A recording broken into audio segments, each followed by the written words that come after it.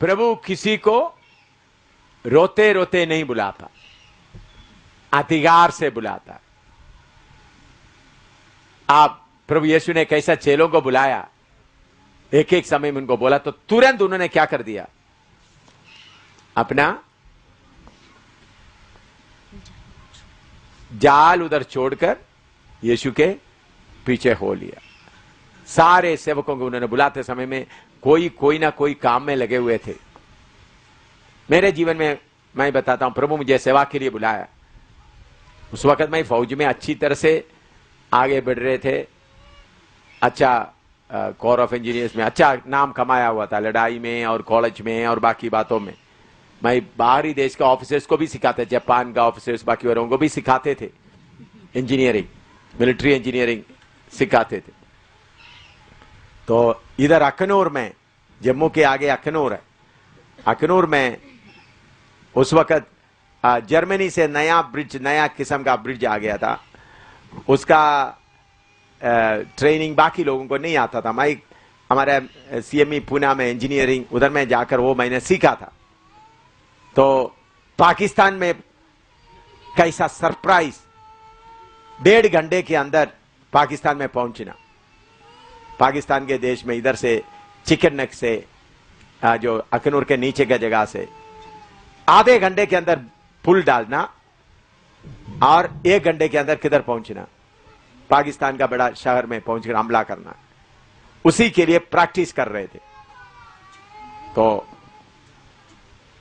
पुल को रात में कैसा, वो नदी भी बहुत गहरा नदी है, चिनाब नदी, उसके ऊपर कैसा पुल डालना। मैं एक हमारा एक टावर था, वाच टावर में मैं बैठकर रात को 11 बजे मैं उधर से लोगों को, ऑफिसरों को, बाकी लोगों को कमांड करता था, ये करो, वो करो, वो करो।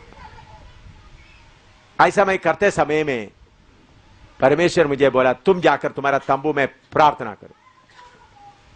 तो हम ऑफिसर लोग सब, मेरा अपना तंबू था, क्योंकि हम सब चिनाब नदी के किनारे में, हमारा तंबू में ही हमारा रहने का जगह है, फिर बाथरूम का तंबू अलग है, मैस वगैरह सब अच्छी तरह से तंबू होते भी, बाथरूम लैट्रिन वगैरह अलग अलग होता है, अच्छा जगह है।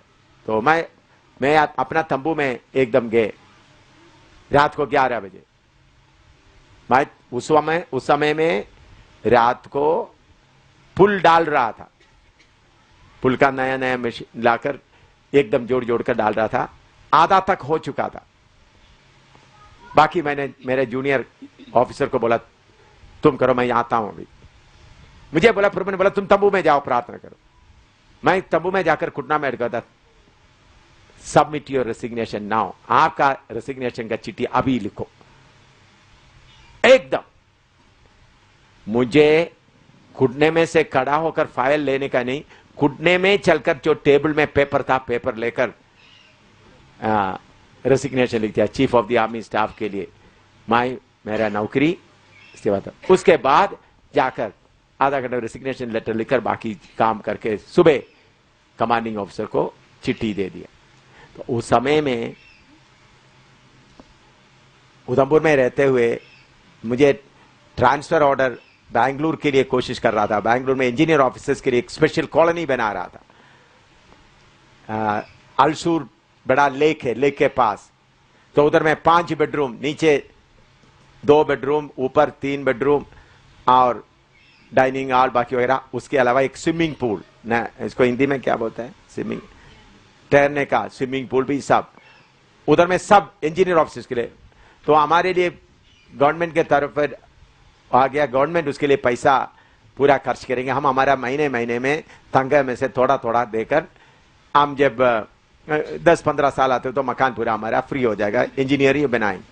तो ये भी हो गया। तो मैंने मेरे अम्मनी को बताया अच्छी कि ऐसा ऐसा है, तो अम्मनी भी बहुत खुश हो गए। बैंगलोर एक अच्छा मौसम भी अच्छा है, मेरा सिस्टर भी उधर है, तो केरला से आने के लिए बहुत नजदीक है। तो द जनरल विंडो कहाँ होना है, कैसा होना, हम लोग अपना डिजाइन बना सकते हैं, वो कर रहा था।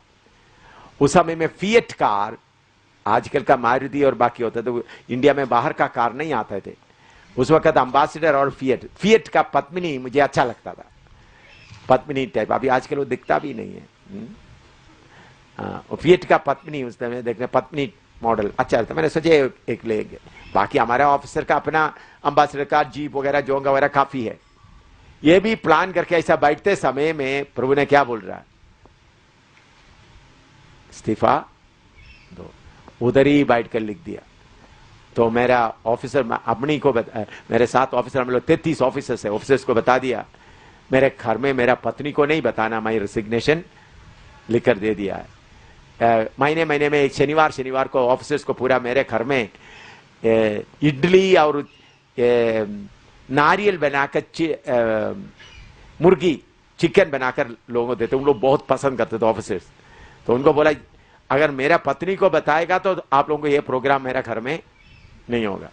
हेक्टर हर दिन शाम को आते थे हमारा घर में, सुबहदार था, वो फाइल पूरा लेकर के आएंगे शाम को।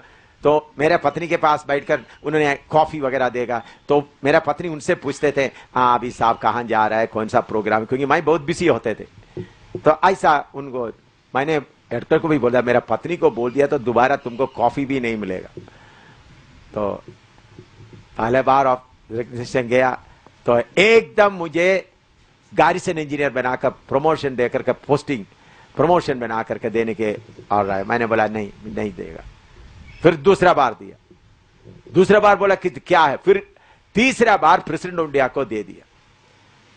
प्रेसिडेंट ऑफ इंडिया उधर से आया, ऑफिसर आया, कम से कम 7 महीना वेट करो, ग्रेचुइटी मिले 7 महीना करीबन। उस वक्त 4 लाख से ऊपर ग्रेचुइटी, अभी का 20 लाख से ऊपर है, उस वक्त का 4 लाख।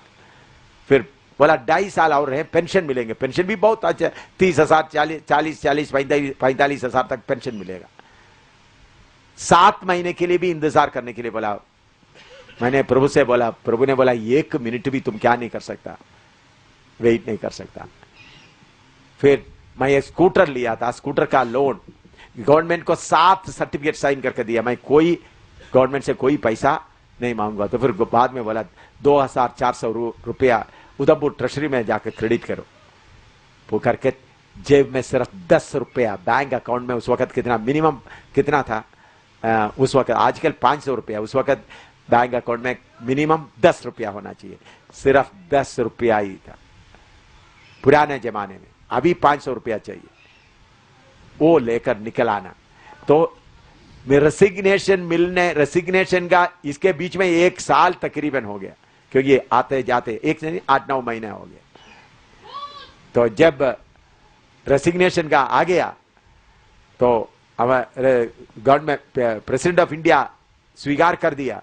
तो उधर से मुझे चिट्ठी आया, तो हमारे प्रमोशन का भी या कोई होता तो गवर्नमेंट का चिट्ठी आता है, उसमें क्या होता है जो अशोक स्तंभ का क्या होता है वो मोहर लगता है। मैंने वो लेकर आ गया, एकदम करीबन 11:30 बजे मैं जल्दी आ गया ऑफिस से।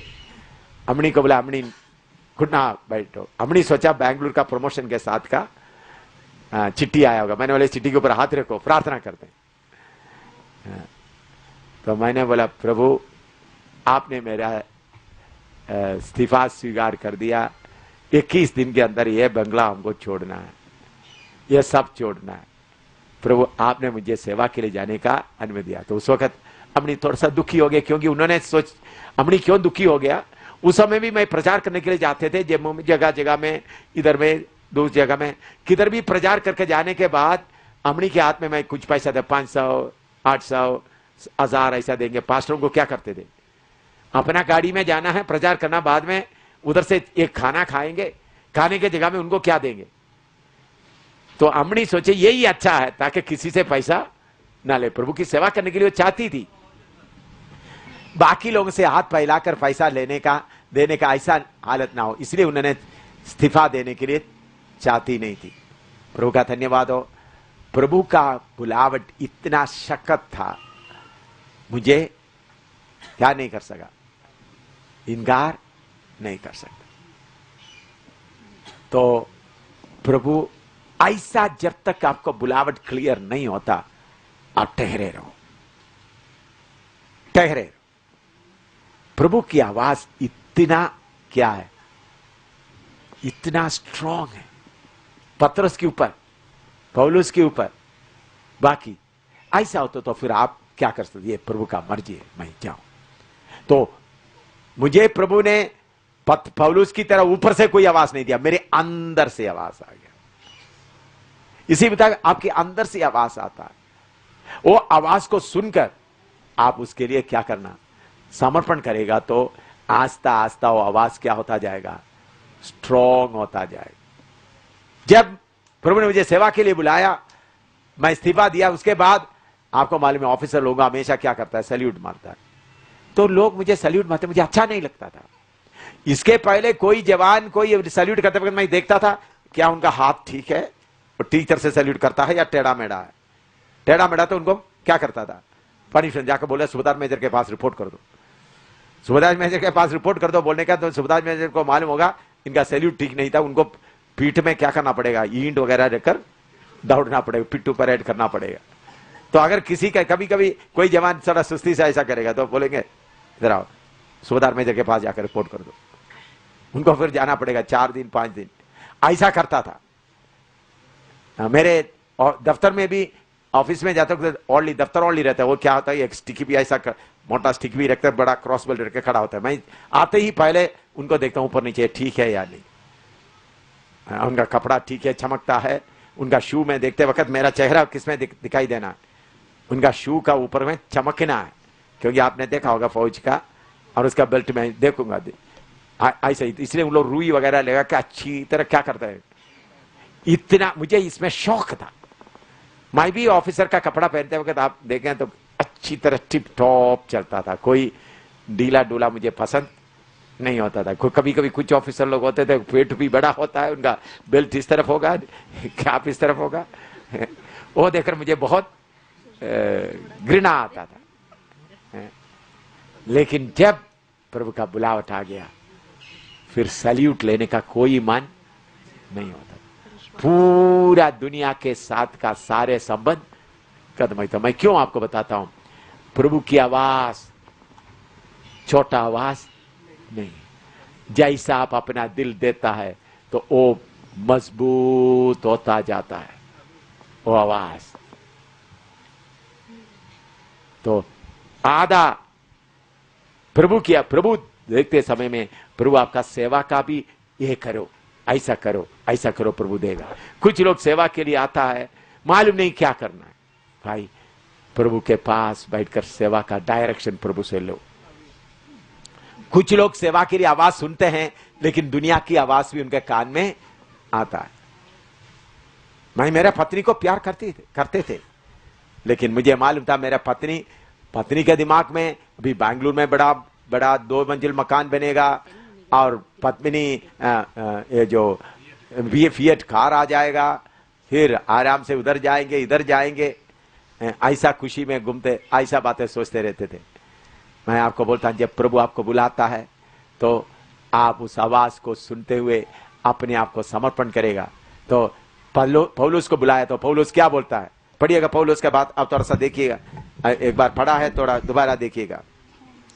प्रेरितों का काम 9 का 3 से 5 तक।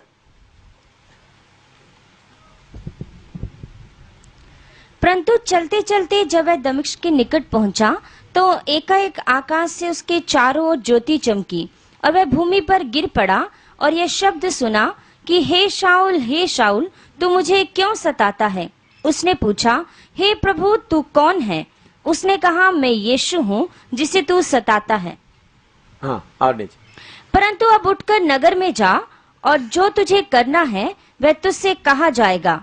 जो मनुष्य उसके साथ थे वे उधर में अंग्रेजी में और बाकी भाषा में ग्रीक में what shall I do Lord, प्रभु मैं क्या करूं, वो हिंदी में छोड़ दिया है, हिंदी में वो बात छोड़ दिया है। ग्रीक में वो क्लियरली है, प्रभु मैं आप क्या करूं।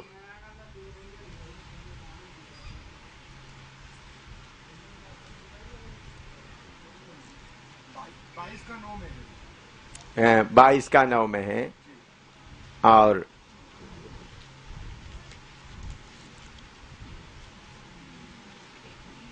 उसका 6 में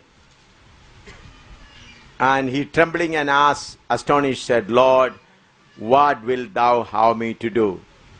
And the Lord said, Arise and go into the city, and it shall be told thee what thou must do. उधर में लिखा है, और 22 का 9 भी पढ़ो।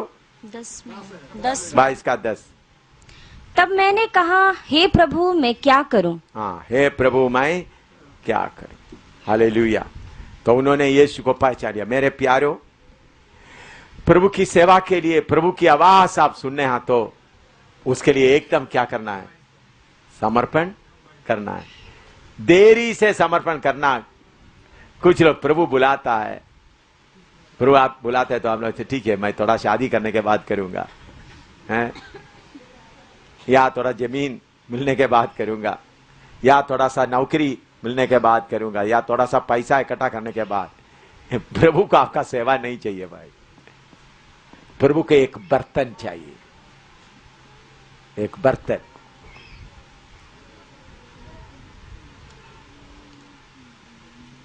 एक बर्तन चाहिए। चाहे उस वक्त प्रभु का बुलावट सुन लिया, वो बुलावट आपके अंदर में अरेस्टिंग वॉइस है, वो आपको क्या करता है? आवाज सुनते ही आपको आप अरेस्ट हो जाता है, फिर आगे चलने के लिए आपको ताकत नहीं रहता। वो इतना शक्तिशाली है प्रभु का। प्रभु का आवाज कैसा है? हमने पढ़ा है पहला प्रकाशित 1:15।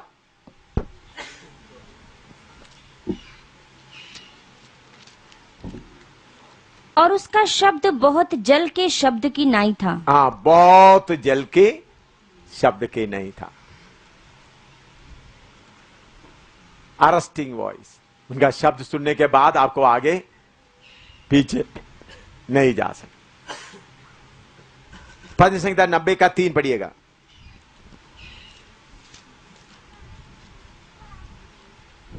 तू मनुष्य को लौटाकर चूर करता है और कहता है कि हे आदमियों लौट आओ। हे आदमियों लौट आओ।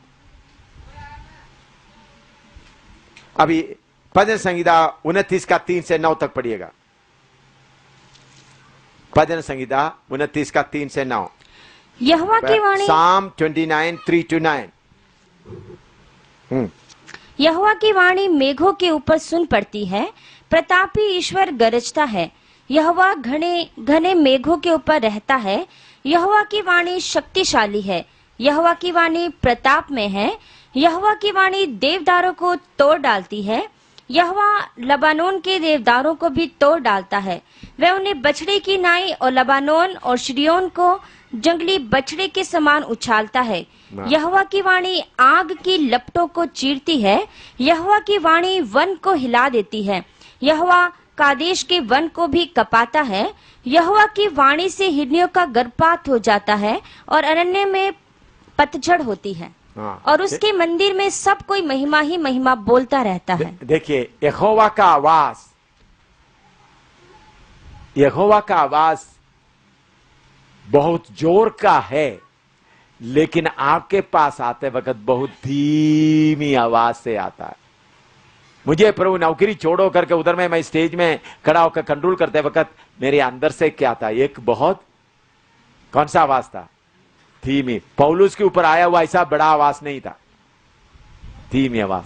मैं वो सुनता है तो मैं सुनना शुरू किया तो वो क्या होगा? गर्जना शुरू हो गया। आप सुन रहा है? यहोवा की आवाज पहले आपके अंदर कैसा आता है? हैं? बहुत धीमी आवाज। उसको आप कान लगाएगा तो वो क्या कैसा रहेगा? बहुत बहुत जोर का सा लगेगा। अगर आप उस आवाज के ऊपर कान लगाए तो मालूम होगा इतना जोर का है। तो कोई यहोवा का आवाज बड़ा जोर का आने के लिए पौलुस की तरह, शाऊल की तरह इंतजार मत कीजिएगा। यहोवा की आवाज आते समय धीमी आवाज अगर आप कान लगाएगा तो आपके अंदर में कैसा लगेगा? बहुत जोर से गूंजता हुआ रहेगा। पढ़िएगा यहोवा की आवाज 29 का 3 एक एक पढ़िएगा। यहोवा की वाणी मेघों के ऊपर सुन पड़ती है। हाँ। प्रतापी ईश्वर गरजता है। प्रतापी ईश्वर गरजता है। यहोवा घने मेघों के ऊपर रहता है। यहोवा की वाणी शक्तिशाली है। यहोवा का वाणी शक्तिशाली है। हाँ। यहोवा की वाणी प्रतापमय है। यहोवा का वाणी कैसा है? प्रतापमय है। यहोवा की वाणी देवदारों को तोड़ डालती है। देवदारों का मतलब बड़े बड़े आदमियों को, देवदार का मतलब पेड़ों को नहीं, उधर में भाषा लिखा है। देवदार मनुष्य को देवदार करके बताया। देवदार बड़ा ऊंचे ऊंचे मनुष्य को क्या करता है? तोड़ डालता है। हाँ। यहोवा लबानोन के देवदारों को भी तोड़ डालता है। हाँ, ये यशायाह 2:12 से 16 तक पढ़ेगा। दोबारा इधर में आएंगे। देवदार के बारे में बताते वक्त मनुष्य को देवदार करके बताया है। यशायाह 2:12 से 16 तक। क्योंकि सेनाओं के यहोवा का दिन सब घमंडियों और ऊंची गर्दन वालों पर हाँ। और उन्नति से फूलने वालों पर आएगा। हाँ। और वे झुकाए जाएंगे और लबानोन के सब देवदारों पर जो ऊंचे और बड़े हैं, बासान के सब बांज वृक्षों पर और सब ऊंचे पहाड़ों और सब ऊंची पहाड़ियों पर, सब ऊंचे गुम्बटों और सब दृढ़ शहर पनाहों पर, तर्शीश के सब जहाजों और सब सुंदर चित्रकारी पर वह दिन आता है। यहोवा का इधर में देवदार बताने का मतलब क्या है? पेड़ नहीं, मनुष्य। हाँ, अभी 29 का 5 पढ़िएगा, 6 पढ़िएगा। वह उन्हें बछड़े की नाई और लबानोन और शिरियोन को जंगली बछड़े के समान उछालता है। यहोवा की वाणी आग की लपटों को चीरती है। हाँ, यहोवा का वाणी। अभी समझ लो आप कष्ट की आग में हैं। उस वक्त आप यहोवा का आवाज सुनेगा तो क्या हो जाता है? उसका कष्ट का दर्द आपका मन से हट जाता है। तो कष्ट की आग में है तो आपने क्या बोला? प्रभु तेरे आवाज मैं सुनना चाहता हूं। हाँ, और नीचे। यहोवा की वाणी वन को हिला देती है। वन को हिला देता है। हाँ। यहोवा कादेश के वन को भी कपाता है। हाँ। यहोवा की वाणी से हिरनियों का गर्भपात हो जाता है। हाँ। और अरण्य में पतझड़ होती है। हाँ। और उसके मंदिर में सब कोई महिमा ही महिमा बोलता रहता है। हालेलुया। मेरे प्यारो, यहोवा की आवाज आप पहले सुनते समय में अगर आप कान देगा तो वो आवाज क्या होता जाएगा? इतना स्ट्रॉन्ग होता जाएगा। लेकिन आप उस आवाज के लिए कान नहीं देगा तो वो मजबूत नहीं होगा। पहले धीमी आवाज से आएगा आपके दिल के अंदर में यहोवा। क्योंकि यहोवा कैसा करता है? आपका आसादी को क्या नहीं करता? हाथ डालकर नहीं करता। पौलुस के जीवन में, शाऊल के जीवन में उन्होंने पहले ही परमेश्वर का सेवा करता था, लेकिन असली परमेश्वर को पहचाना नहीं था। इसलिए प्रभु ने उसके सामने वो कितना महान है करके प्रकट कर दिया। तो आप अकेला बैठते समय में प्रभु आपको कोई छोटी सी बात बताता है, आप उसकी आवाज को पहचाने आप पवित्र आत्मा के द्वारा, तो फिर वो आवाज क्या होता जाएगा? आपके अंदर मजबूत होकर फिर आप दाहिने बाएं हिल नहीं सकता, इतना मजबूत में वो आवाज हो जाएगा। अभी प्रकाशित वाक्य 1:16 पढ़िएगा। 1:16। और वे अपने दाहिने हाथ में 7 तारे लिए हुए था। दाहिने हाथ में प्रभु एक आवाज सीख लिया, फिर क्या है? दाहिने हाथ में 7 तारे। हाँ, प्रभु का दाहिने हाथ। यशायाह 62:8 पढ़िएगा।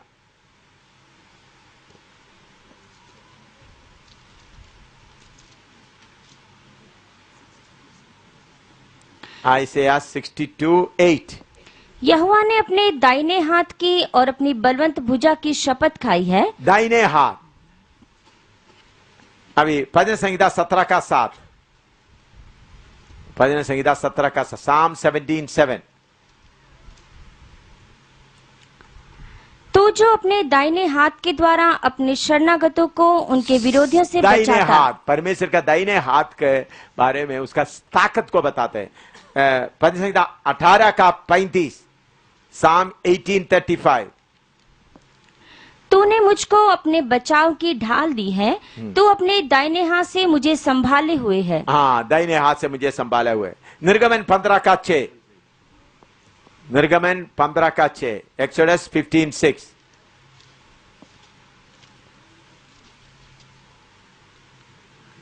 हे यहोवा, तेरा दाहिना हाथ शक्ति में महाप्रतापी हुआ। हाँ, दाहिने हाथ शक्तिमय महाप्रतापी हुआ। और पंच संहिता 118:16,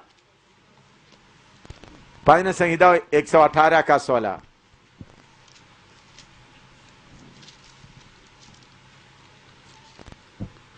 यहोवा का दाहिना हाथ महान हुआ है। हाँ, यहोवा का दाहिने हाथ महान हुआ। अभी युवना देख रहा है तो लिख दिया, परमेश्वर के दाहिने हाथ में, हाथ क्या है? वो दाहिने हाथ में कौन है? परमेश्वर के दाहिने हाथ में कौन है? हैं? 7 तारे। वो 7 तारे कौन है? 7 कलीसिया का दूत। परमेश्वर का सेवक लोग किधर है? परमेश्वर के बाएं हाथ में है, परमेश्वर के दाहिने हाथ में। परमेश्वर के दाहिने हाथ में आप सेवक होकर हो गया तो फिर और कोई चाहिए आपको?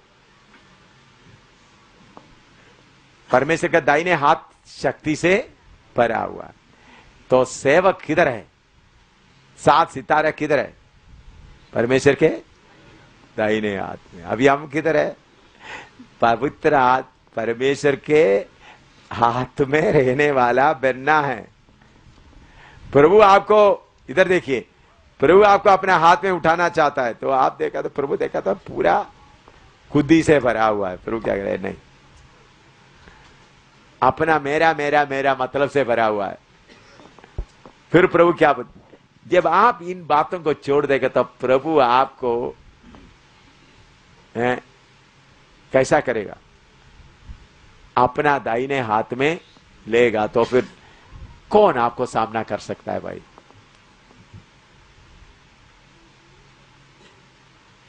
सेवक को प्रभु किधर रखा है? अपने दाहिने हाथ में रखा। असली में विश्वासियों को भी प्रभु किधर रखा हुआ है? प्रभु यीशु मसीह बोला है, मैंने उनको मेरे हाथ में रखा है, कोई उनको मेरे हाथ से छीन नहीं सकता। दाहिने हाथ में रहने वाला क्या करता है? हम लोग, मुझे हमारे मेरे बड़ा मामा के पास में हाथी थे, 5 हाथी थे। मैं भी बहुत बार हाथी के ऊपर सफर किया। हम लोग जाते थे तो हाथी को घर में ले जाते तो हाथी के लिए केला का बड़ा बड़ा कुलचा, बड़ा केला का और नारियल बाकी सब रखा हुआ है। फिर भी हाथी जाते समय क्या करता है? उनका सूंड से क्या करेंगे? पूरा सिल्का ढूंढता रहेगा। हाथी के ऊपर राजा बैठा तो भी हाथी क्या करेंगे? इधर क्या मिलेगा, इधर क्या मिलेगा, ऐसा है। इसी मुताबिक हम लोग यीशु के हाथ में बैठा हुआ था, लेकिन फिर भी हमारा जो पुराना रास्ता नहीं छोड़ेगा। फिर अपना सूंड को लेकर मुंह के ऐसा पकड़ के रखना। मैं क्या करता, मुझे हाथी चलाना आता था, अभी इतना नहीं। तो हमारे पास में इसको ये कान में खींचने के लिए एक चीज होता है, फिर दूसरे होता है, मामूली मारने से उनको नहीं पड़ता। तो मैं क्या करता था, उसको करके बोले तुम्हारे और सूंड को क्या करें, क्या उनको बड़ा सिंग भी होते थे, तो सूंगी के बीच में क्या करना, ऐसा पकड़ ऐसा रखना, ताकि जब तक नहीं तो फिर क्या करेगा? स्पीड में चलने वाला हाथी क्या करेंगे?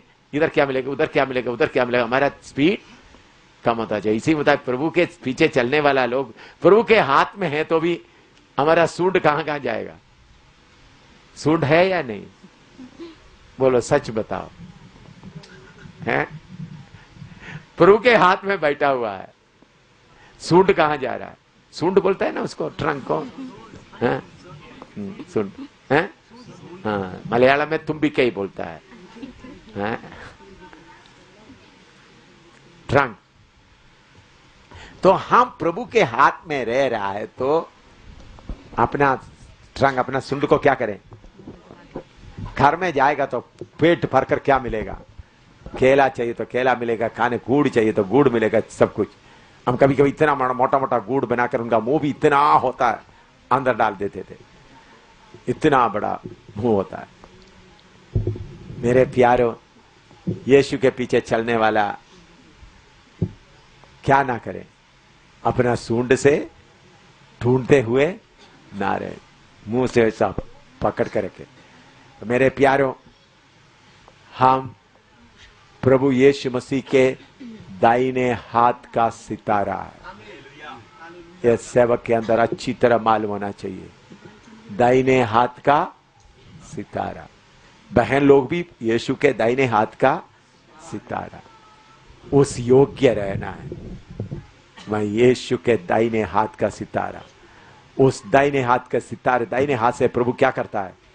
बलवंत काम करता है। प्रभु का सारे शक्ति हमारे पास है। तो प्रभु यूहन्ना जो पत्मोस टाप में उनको दिखा रहा है, देख 7 कलीसियाओं का सेवक लोग किसके हाथ में है? मेरे हाथ में। तुम चिंता करने का कोई जरूरत नहीं। कलीसिया के बीच में कौन चल रहा है? यीशु चल रहा है। हालेलुया। तो प्रभु यीशु ने बोला, शैतान का शक्ति बोलता है कलीसिया बनने नहीं देगा। मैंने बोला कलीसिया बनाने वाला कौन है? प्रभु यीशु। तू क्या कर सकता है? यीशु का कलीसिया बनेगा, शक्तिशाली कलीसिया बनेगा। लेकिन आप लोग जैसा सोचते वैसा नहीं होगा। आप लोग कैसा सोचते, अच्छा बिल्डिंग बन जाए, ऐसा था कि चीफ मिनिस्टर वगैरह आकर दूर बैठ जाए, ऐसा नहीं हुआ। आपको सबसे पहले प्रभु पागल कुत्ता बना देगा। क्या बनाएगा? पागल कुत्ता। फिर क्या करेंगे? हैं? भागना शुरू करेंगे। पहले रास्ते में जितना मिलता उनको काटते जाएंगे, सबको पागल बनाएंगे, तो जम्मू पूरा पागल हो जाएंगे। ये काम प्रभु होने जा रहा है। ऐसा काम होगा। फिर चीफ मिनिस्टर भी बोले, देखिए हिंदुस्तान का सारा जड़ को हिलाने का समय नजदीक नजदीक आ रहा। और कौन हिलाएगा? जो परमेश्वर के हाथ में है। आप में से कितने लोग विश्वास करते हैं ऐसा काम होगा? पहला सदी में प्रभु अपना ताकत से अपना सेवकों के द्वारा हिलाया, क्योंकि उन लोग किधर था?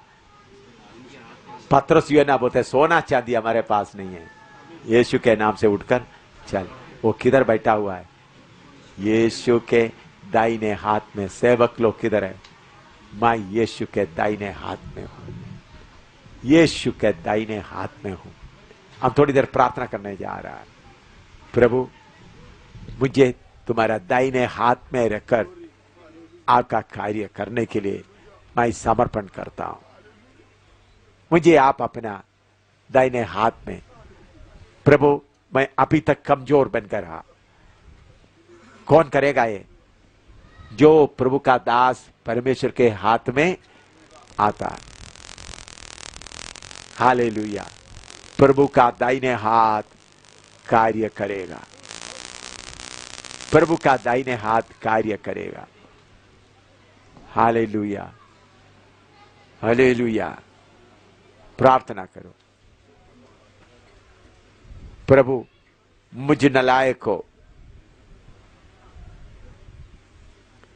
आपके दाहिने हाथ में आप रखें।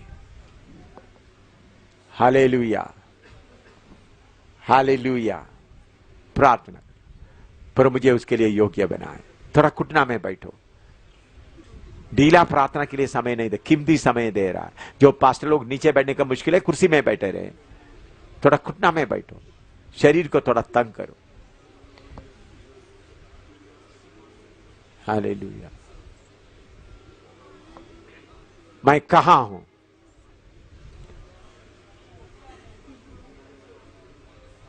जब परमेश्वर का दाहिने हाथ में आता है, उनको डर नहीं रहता। चाहे कोई भी आए, तलवार लेके आए,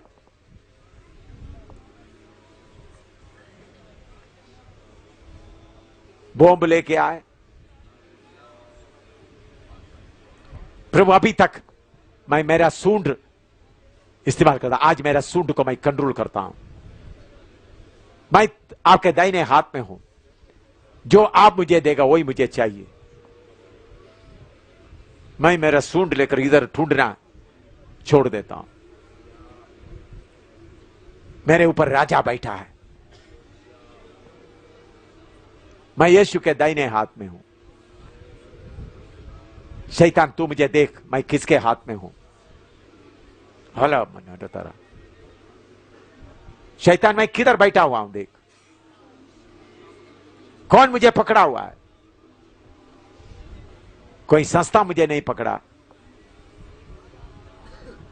परमेश्वर के दाहिने हाथ में हूं। हालेलुया। कौन सा पहाड़ नहीं गिरेगा, कौन सा गढ़ नहीं टूटेगा।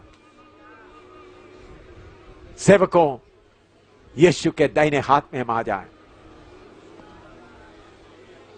यीशु के दाहिने हाथ में आ जाए। दाहिने हाथ में पूरा शक्ति है, दाहिने हाथ में पूरा शक्ति है। पर वो आप जो करना चाहते करो, मैं आपका हाथ में अर्पण करता हूं। मैं कमजोर हूं, फिर भी तेरे हाथ में हूं। मैं डरपोक हूं, फिर भी तेरे हाथ में हूं। मेरे अंदर बार बार कमजोरी आती है, फिर भी मैं तेरे हाथ हूं। शैतान, मैं किसके हाथ में है देख लो। शाबानी तेना चिले तना तेरा चिना। एक एक दासी को, दासों को प्रभु अपना दाहिने हाथ में रखता है, दाहिने हाथ में रखता है प्रभु। आपका भाषा का कोई फर्क नहीं, तंदुरुस्ती का कोई फर्क नहीं, आपका रंग का कोई फर्क नहीं।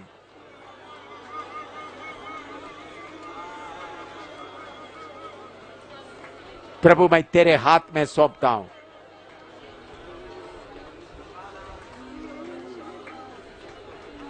Hallelujah, hallelujah. वचन मेरे होते,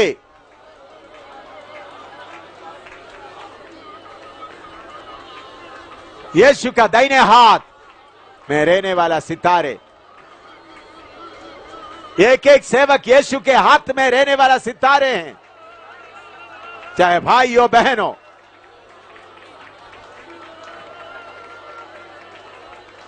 हालेलुया। दुनिया का कोई समस्या आपको बंद नहीं कर सकता,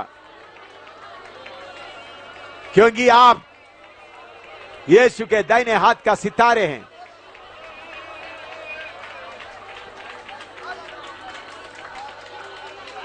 हालेलुया।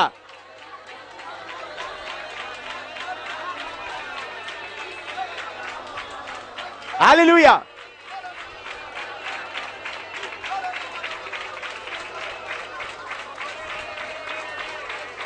आप कमजोरों को प्रभु अपना दाहिने हाथ में उठाता है। आप कमजोरों को प्रभु अपना दाहिने हाथ में उठाता है।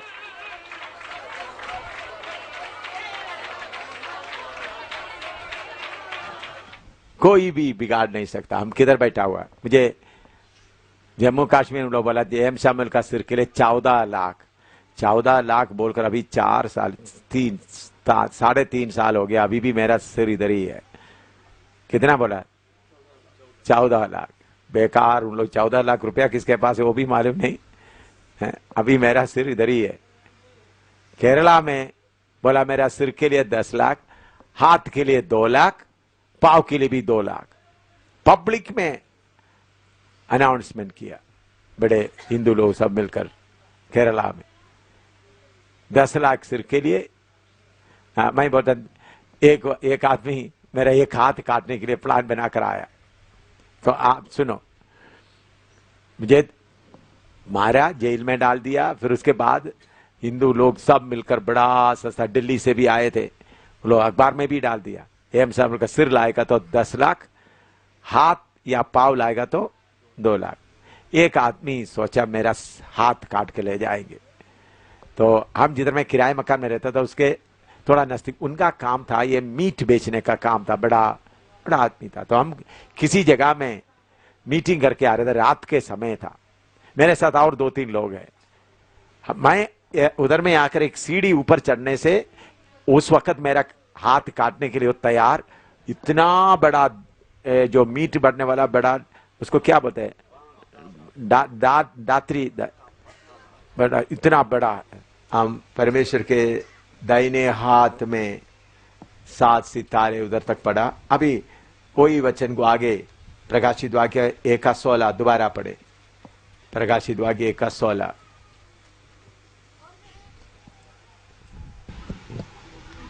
और वह अपने दाहिने हाथ में 7 तारे लिए हुए था और उसके मुख से चौकी 2 धारी तलवार निकलती थी। अभी उनके मुंह से चौकी 2 धारी तलवार, out of his mouth 2-edged sword। पहले हमने उनका आवाज के बारे में सुना और उनके दाहिने हाथ में क्या है, अभी उनके मुंह से क्या निकल रहा है?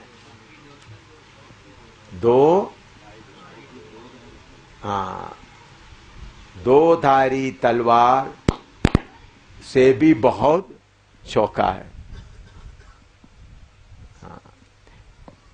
इब्रानी 4:12 भी पढ़िएगा, इब्रानी 4:12, हिब्रू 4:12। क्योंकि परमेश्वर का वचन जीवित और प्रबल और हर एक 2 धारी तलवार से भी बहुत चोखा है और जीव तलवार से भी अधिक चौका है, और जीव और आत्मा को और गांठ गांठ और गुदे गुदे को अलग करके वार पार छेदता है और मन की भावनाओं और विचारों को जांचता है।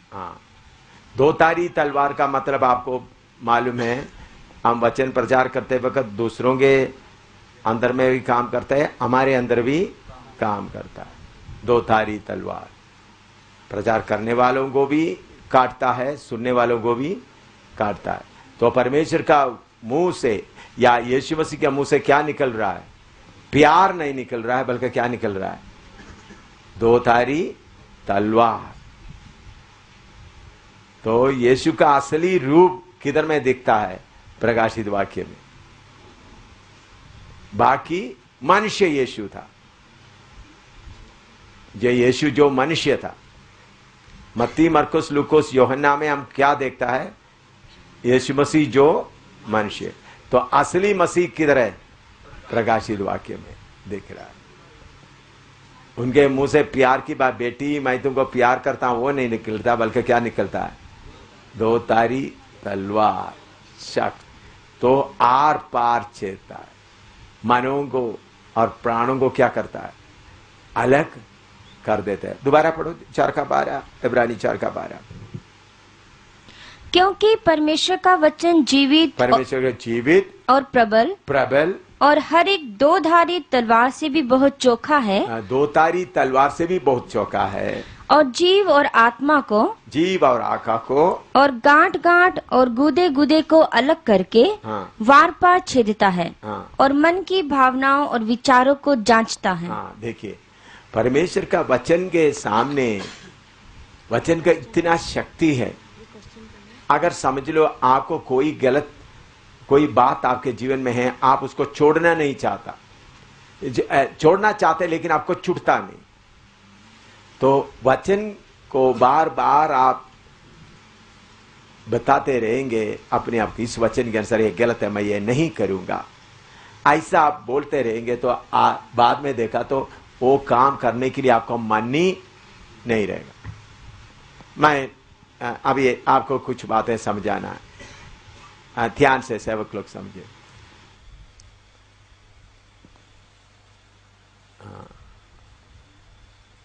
एक आदमी लगातार सिगरेट पीता था, विश्वासी है, उद्धार पाया है, बपतिस्मा लिया है, लेकिन सिगरेट से उनको क्या नहीं होता। उन्होंने मेरे पास आकर बोला, मैं इस सिगरेट से क्या नहीं छुटकारा नहीं पाया, मेरे से नहीं हो सकता। तो मैं कोशिश करता हूं, नहीं हो सकता। मैंने बोला भाई अच्छी तरह आप लोग सुनना है। मैं कभी कभी सोचता हूं ये बातें आपको बताने से फायदा होगा नुकसान होगा, लेकिन समझदारी से आप समझेगा तो। होश होश में इधर सुन रहा है ना, तो उन्होंने बोला मैं कोशिश करता हूं लेकिन मेरे से नहीं हो सकता।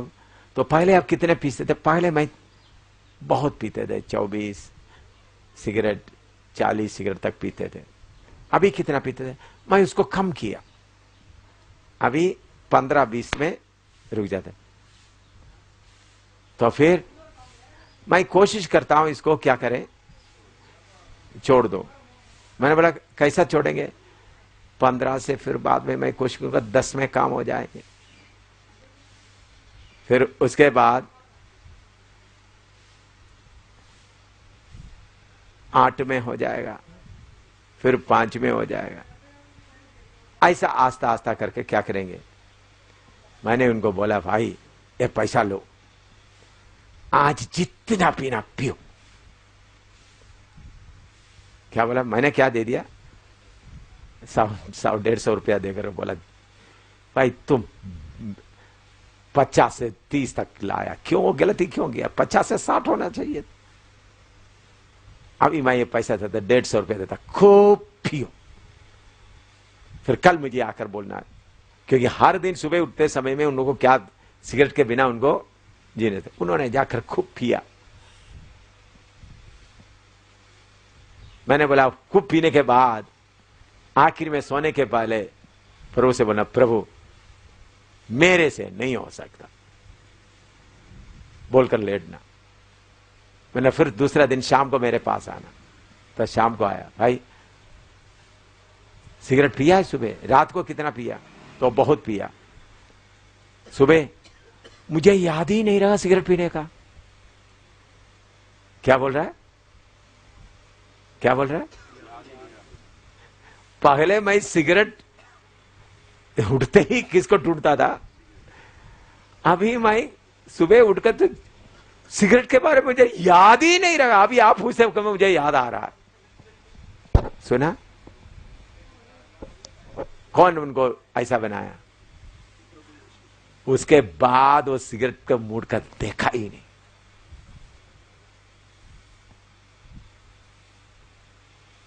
आपको ये दवाई पी सकता है? मैंने ट्राई करके बोला, उनको बोला पैसा दे 150 रुपया दे, खूब आज क्या करो पियो। प्रभु हमसे जब करवाता है तो पूरा पक्का हो जाता है। आप जब करते तो गिर जाता है, प्रभु जब करते वक्त क्या नहीं होता। समझ आया? वो मैंने उनको बोला, मैंने प्रभु से बोला प्रभु उनसे तो नहीं हो सकता, उनका नाम मैं नहीं बताऊंगा, प्रभु उनसे नहीं हो सकता, आप उनके अंदर कार्य करें। प्रभु ने सिगरेट का याद आई सी उनके मन से क्या कर दिया, याद ही नहीं रहा। सिगरेट एक दो पैकेट उधर पड़ा हुआ है, वो भी नहीं रहा, मन ही नहीं है, याद ही नहीं। पहले याद ही नहीं आया।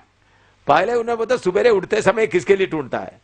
तो मसीह तुम में वास करे, ये बात आपको मैंने पढ़ाना शुरू किया है दरीवाल में। आप उस बात को अच्छी तरह समझिए। मसीह ही हमको क्या दे सकता है? जय का जीवन दे सकता है।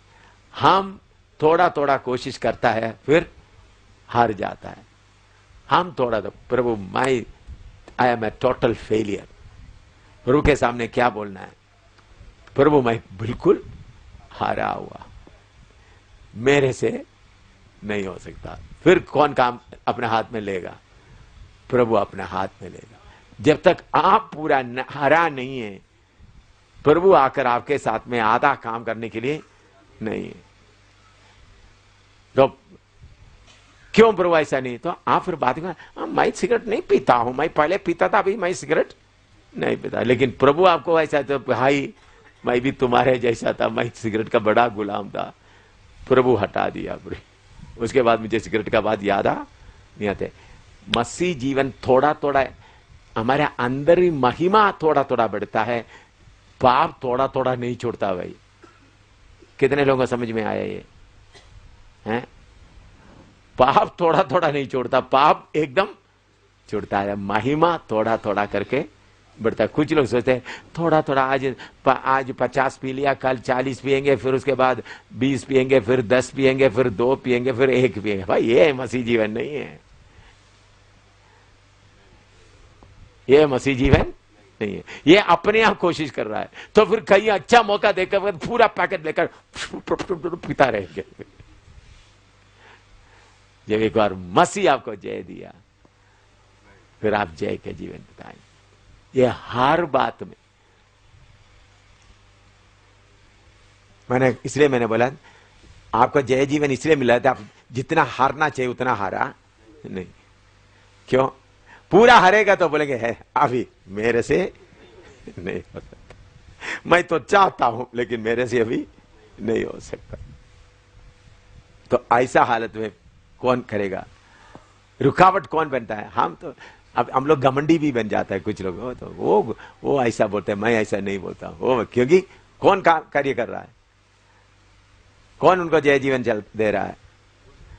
खुद। तो कभी एक ऐसा मौका आएगा एकदम बम फटे, पूरा बर्बादी, टोटल फेलियर, टोटल विक्ट्री। आपको लिखना चाहिए तो लिख दो, माई मेरे लिए टोटल फेलियर, टोटल विक्ट्री। पूरी तरह से हरा तो पूरी तरह से जय। लो जय कौन देगा? तब प्रभु अरे, नहीं तो कौन जय दे रहा है? आप ही खुद। इसलिए मैंने आपको बोला मसीह मुझ में जीवित है, पूरा हरा। वो भाई सिगरेट का बात, आप पहले क्यों नहीं बोला ये? मैं कितनी ने, उन्होंने बोलता था मैं आपके सामने आते वक्त मैं सौंप वगैरह मुंह में डालकर आता था ताकि आपको मालूम ना हो मैं सिगरेट पी कर आया। सौंप वगैरह मुंह में डाल करके आता था।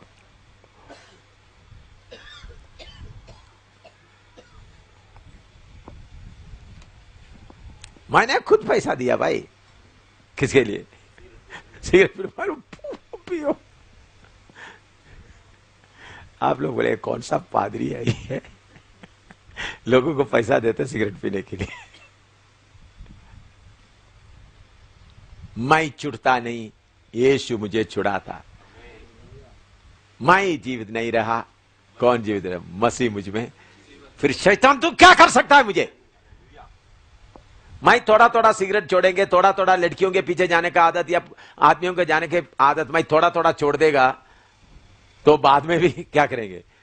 फंस जाएंगे। जब मसीह मुझे छुड़ाए तो तू क्या कर सकता है? मसीह मुझ में जीवित है। That is total victory, total victory. थोड़ा प्रार्थना करो, आपको इस बात समझ में आया तो थोड़ा टोटल विक्ट्री के लिए इसका रहस्य आप समझो। मैं मेरा अनुभव आपको बताया, टोटल विक्ट्री जब आप करते हैं तो आधा जय मिलता है, फिर एकदम गिर जाता है। फिर यीशु आपके साथ रहकर करता है तो पूरा फतह, हर बात में पूरा फतह। अपने आप में छोड़ते वक्त अपना घमंड आता है, वो मैं ये नहीं करता, मैं ये नहीं बोलता। प्रभु के सामने बोलो, प्रभु मैं हरा हुआ हूं, I am a total failure, 100% failure. Hallelujah. तब कौन जीवित करेगा? मसीह मुझ में जीवित रहता है, मसीह मुझ में जीवित रहता है। तब हम जय के ऊपर से जय का उत्सव हर जगह में। प्रभु हमको किधर ले जाता है? जय के उत्सव में लिए फिरता है, हर जगह में। मसीह मुझ में जीवित है, मैं हार गया हूं। प्रभु मैं हार गया हूं। हालेलुया। मैं मेरे अनुभव से बोल रहा हूं। Hallelujah, hallelujah. पूरा जय मिलता है। आमीन आमीन। अभी प्रकाशित वाक्य 19 का 15 भी पढ़िएगा। प्रकाशित वाक्य 19 का 15।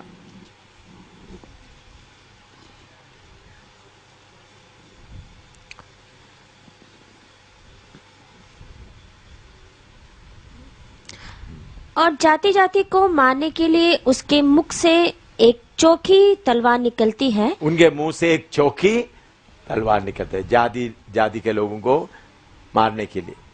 तो प्रभु यीशु मसीह के मुंह में प्यार का बात नहीं है, बल्कि कौन सा है, हैं?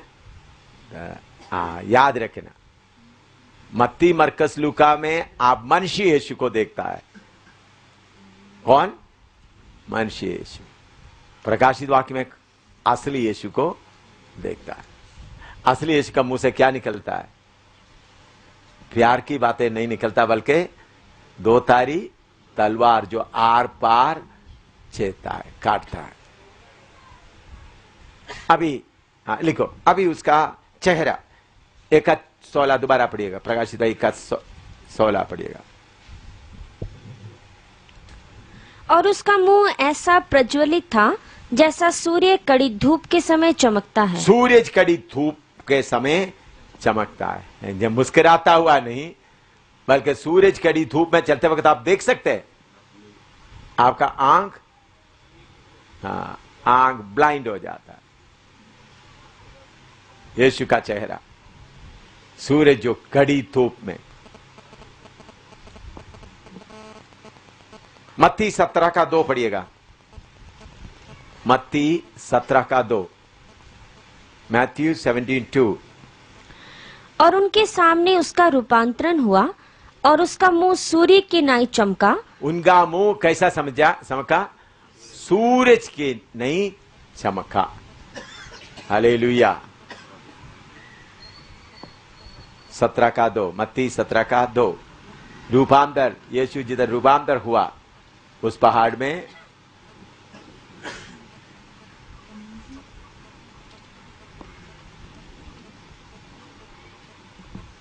हालेलुया, सूरज कड़ी धूप में, सूर्य के नहीं चमका। पहला तिमोथी 6 का 16 पढ़िएगा। पहला तिमोथी 6 का 16। और अमरता केवल उसी की है और वह अगम्य ज्योति में रहता है। अगम्य ज्योति में रहता है और ना उसे किसी मनुष्य ने देखा और ना कभी देख सकता है। अगम्य ज्योति में रहता है। परमेश्वर किधर रहता है? अगम्य ज्योति में रहता है। तो कल मैंने बताया, कुछ लोग यीशु का मुंह देख रहे हैं, मुस्कुरा रहा है, रो रहा है, हंस रहा है। ये सब कौन है? शैतान की चालाकी, आपको धोखा दे रहा है। मलाकी 4 का 2 पढ़िएगा।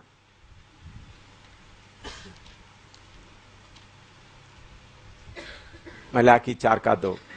परंतु तुम्हारे लिए जो मेरे नाम का भय मानते हो, धर्म का सूर्य उदय होगा। धर्म का सूर्य उदय होगा। और उसकी किरणों के द्वारा तुम चंगे हो जाओगे। हालेलुया। देखो, प्रभु यीशु मसीह हमारे अंदर वास करते वक्त भी हमारा चेहरा भी कैसा होना है? महिमा से भरा रहना, चमका रहना। यीशु का चेहरा कड़ी धूप, सूरज कैसा कड़ी धूप में है। हालेलुया। अभी उसका प्रकाशित वाक्य 1:18 पढ़िएगा। मैं मर गया था और अब देख मैं युगान युग जीवता हूँ और मृत्यु और अधोलोक की कुंजियां मेरे ही पास है। मैं मर गया था, अभी क्या है? युगान युग जीवित हूं। रोमी 8 का 11।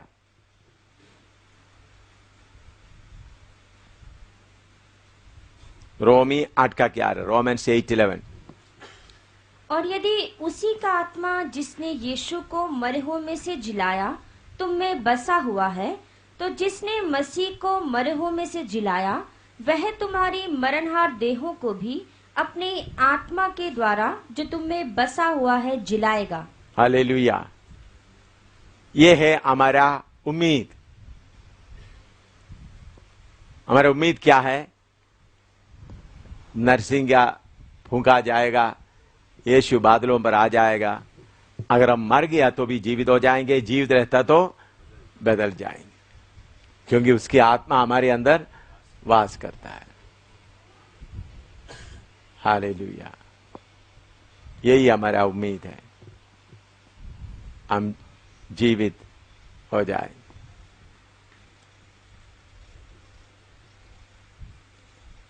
इसलिए एफएसी 4:30, एफएसी 4:30, और परमेश्वर के पवित्र आत्मा को शोकित मत करो, शोकित मत करो, जिससे तुम पर छुटकारे के दिन के लिए छाप दी गई है। हाँ, तो परमेश्वर की आत्मा तुम में बसा हुआ है, तो उन्होंने हमको क्या करेंगे? इसलिए आपका आत्मा को क्या मत करो? शोकित मत करो। शोकित किया तो क्या होगा? आत्मा आपसे हट जाएगा, नरसिंग आएगा तो आप इधर ही रहेगा। अगर परमेश्वर की आत्मा हमारे अंदर वास करता है तो उन्होंने जैसा मसीह मरे हुए में से जी उठा है, हमको भी जिलाएंगे। इसलिए हमेशा हम आत्मा को दुखी करने का बात के बारे में ध्यान रहना। दूसरा, आत्मा को दुखी होता है तो कुछ लोगों का आत्मा दुखी नहीं होता, क्योंकि उन्होंने आत्मा को अपना काम में लाता ही नहीं है, फिर क्यों दुखी होना है? सब अपना काम अपने आप ही कर लेते हैं। आत्मा, तुम बिस्तर भी जाके आराम से सो जाओ, मेरे साथ आएगा तो तुम दुखी हो जाओगे। सारा काम अभी थोड़ा कुछ बदला है आप लोगों का जीवन में। अभी खाना खाते समय कितने लोग हाथ खड़ा करने के लिए, मैं नहीं बोलता, पवित्र आत्मा से पूछते मैं कितना रोटी खाऊं? प्रार्थना करता है ना? अभी मैं कितने सालों से आपको बोलते आ रहा हूं, हैं? करता है ना? या अभी तक से नहीं किया? नहाते समय कितना बाल्टी पानी लेना करके पवित्र आत्मा से कितना लोग पूछते हैं?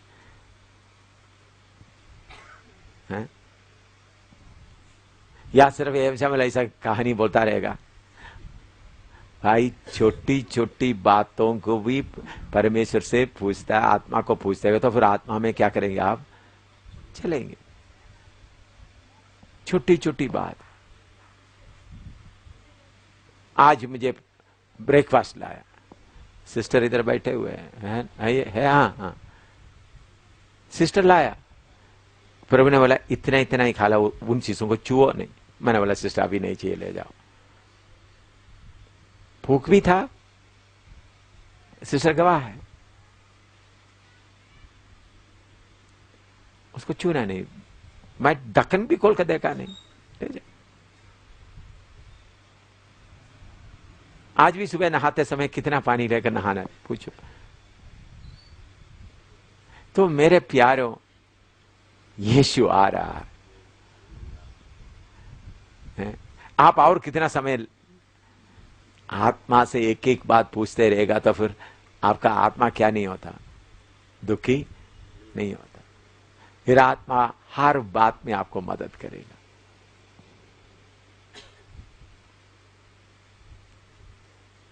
मेरा सिस्टर और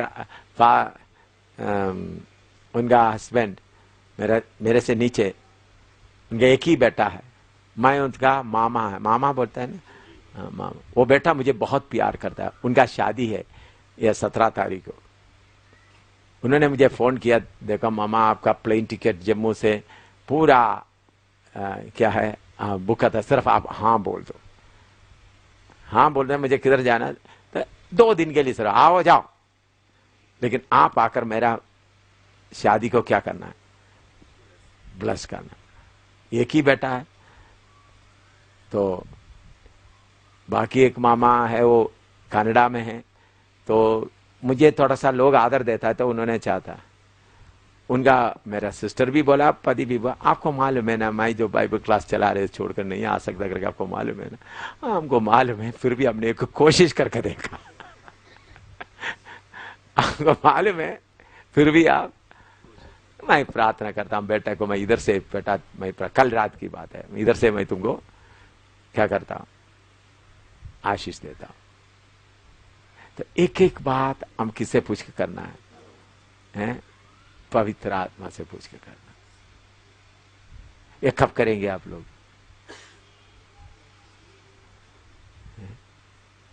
खाना पीना नहाना, बाजार में जाते हो तो क्या खरीदना है, बाजार में जाना है, लेना है, नहीं लेना है, क्योंकि यीशु आ रहा है।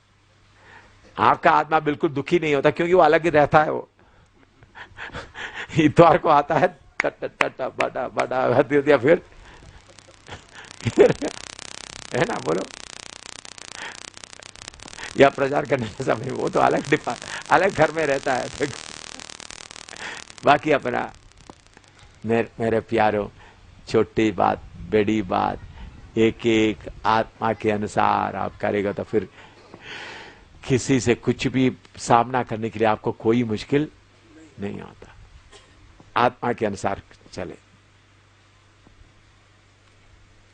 अभी उसका प्रकाशित 1:18 उसका दूसरा हिस्सा पढ़िएगा। कीज ऑफ, हाँ 1:18 का, I am that liveth and behold I am alive. और मृत्यु और अधोलोक की कुंजियां मेरे ही पास है। मृत्यु और अधोलोक का कुंजियां मेरे ही पास है। ये बात आपको अच्छी तरह मालूम है, मैं अभी दोबारा बताने का जरूरत नहीं।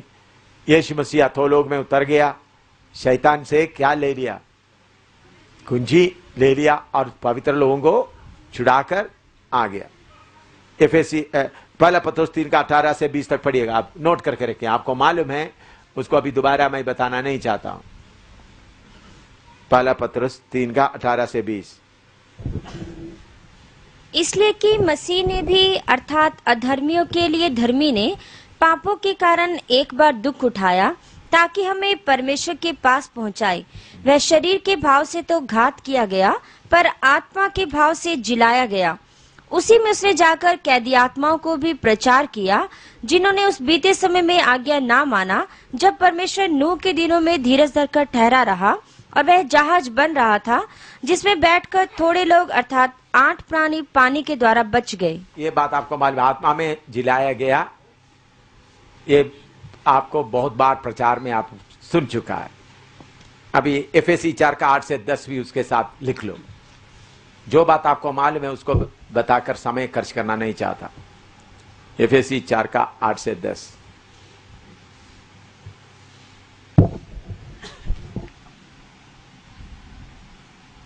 पढ़ो। इसलिए वह कहता है कि वह ऊंचे पर चढ़ा और बंधुआई को बांध ले गया और मनुष्य को दान दिए। उसके चढ़ने से और क्या पाया जाता है? केवल यह है कि वह पृथ्वी की निचली जगहों में उतरा भी था, और जो उतर गया यह वही है जो सारे आकाश से ऊपर चढ़ भी गया कि सब कुछ परिपूर्ण करे। प्रभु ने कैसा बंधुआई को बांध कर ले गया।